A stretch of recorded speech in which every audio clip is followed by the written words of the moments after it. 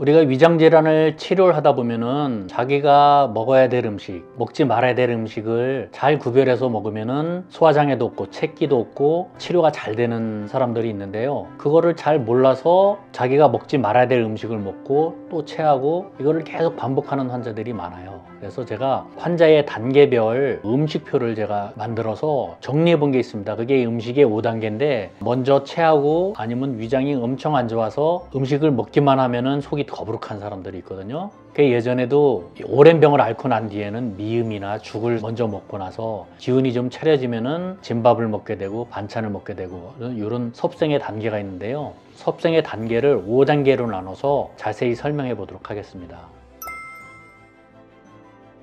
1단계 음식은요, 먹기만 하면 체하는 사람, 위장이 약해서 위장이 전혀 움직이지 않는 사람, 아니면 오랜 병으로 인해서 병치레를 오래 하셨던 분, 이런 분들한테 필요한 음식인데요. 이런 분들은 일반 쌀밥이라든가 반찬이나 이런 거를 드실 수가 없어요. 바로 체해버리기 때문에. 그래서 병원에서도 그렇고 어디서도 미음을 드시거나 아니면 흰쌀죽, 전복죽, 전복죽도 전복을 갈아서 만든 죽이죠. 그 다음에 매생이죽, 감태죽, 버섯, 당근, 호박 이런 것들을 같이 버무려서 만든 야채죽, 이런 것들을 먼저 드셔야 돼요. 그래서 이런 거를 드셔서 충분히 기운이 생기고 소화력이 조금씩 좋아지시면은 그 다음 2단계 음식을 드셔야 되거든요. 내 몸이 속이 안 좋은데도 불구하고 바로 2단계, 3단계를 막 드시는 분들이 많아요.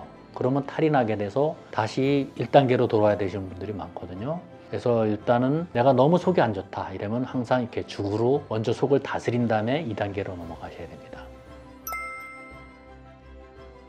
2단계는 어떤 단계냐면요, 흰쌀죽, 전복죽, 야채죽 뭐 이런 거 정도가 어느 정도 소화가 돼서 기운이 좀 생기고 이럴 단계거든요. 그럴 때가 지나면은 진밥을 해서 좀 드실 수 있어요. 너무 죽만 드시면은 기운이 없어서 치료도 잘 안 될 뿐더러 일상생활도 하기가 힘드니까 어느 정도 소화가 되기 시작하려면은 진밥을 해서 드셔야 되거든요. 기장, 차조, 찹쌀 뭐 이런 거로 된 진밥을 해서 드시면 될 것 같아요. 그 다음에 죽도 이제 단호박죽이나 깨죽, 팥죽, 장어죽 이런 것 정도로 늘려나가셔도 기운도 차릴 수 있고 소화력이 그 정도 좋아질 수 있으니까 2단계 때 드실 음식이라고 할 수 있겠습니다.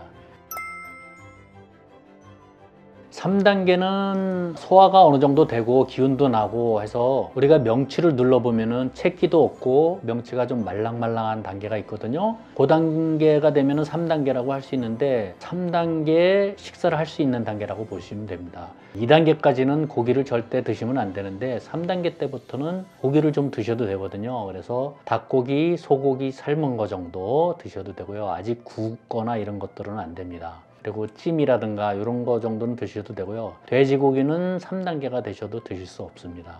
그리고 반찬도 이제 고기가 들어간 반찬들, 소고기 미역국 뭐 이런 거를 같이 드실 수 있고요. 그 다음에 김치찌개 이런 것도 드실 수 있는데 대신 돼지고기를 넣을 수는 있는데 돼지고기를 드시면 안 됩니다. 이런저런 찌개, 그 다음에 회 이런 것도 드실 수 있는 단계인데요. 회도 신살 생선회 이 정도는 드실 수가 있습니다. 그리고 과일도 이것저것 드실 수가 있는데 사과, 배, 멜론, 수박, 참외, 귤 이 정도는 과일로도 드실 수 있는 단계라고 할 수 있습니다. 4단계 음식은요, 이제 고기나 이런 거를 드실 수 있는 단계가 지나면은 어느 정도 살도 찌기 시작하고 소화력도 아주 좋아지는 단계거든요. 그래서 부드러운 밀가루 음식이라든가 돼지고기라든가 이런 거를 드실 수 있는 단계라고 볼 수 있습니다. 생선도 회도 등푸른 생선회를 좀 드실 수가 있고요. 과일도 이것저것 다 드실 수 있는 단계라고 보시면 됩니다. 찐득찐득한 밀가루, 예를 들어 짬뽕, 짜장면 이런 거, 그 다음에 쌀로 된 것도 떡 같은 거 있죠. 끈적끈적한 거, 이런 정도를 피해 주시면 되는 단계라고 보시면 됩니다.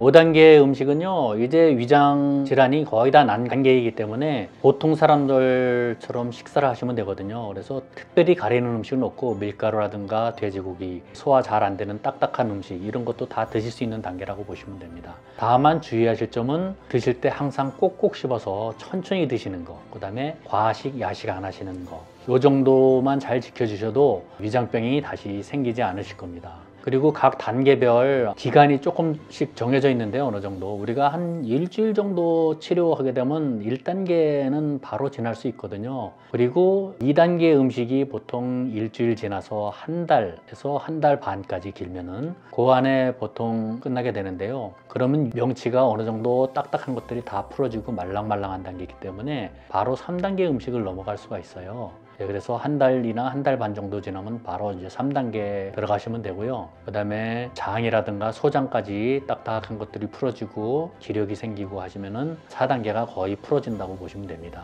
그리고 5단계는 어차피 보통 사람들처럼 소화력이 왕성한 단계이기 때문에 이것저것 가리실 게 없고요. 다만 꼭꼭 씹어 천천히 드시고 야식, 과식 안 하시고 이런 것만 잘 지켜주시면 되는 단계라고 볼 수 있습니다.